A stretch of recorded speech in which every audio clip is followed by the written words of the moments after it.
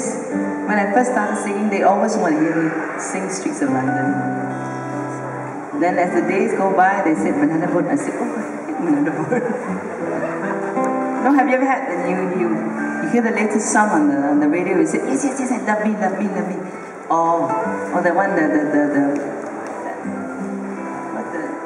one with the ship. Oh, Titanic. Remember I told one guy, I said, cannot, my voice cannot sing Titanic. So I said, you don't sing for me. I sang the song, he said, why you never sing the song? I said, I sang already. So this is one advice that I would give to all of you. We're all not Celine Dion. I'm certainly not Celine Dion. Voice nowhere there. But this is one of my favorite right now. And I hope you like it. Thank you for being here, really. From the bottom of our hearts, you know, you can prepare everything, but if the audience doesn't enjoy it, it means nothing. Except for Dan.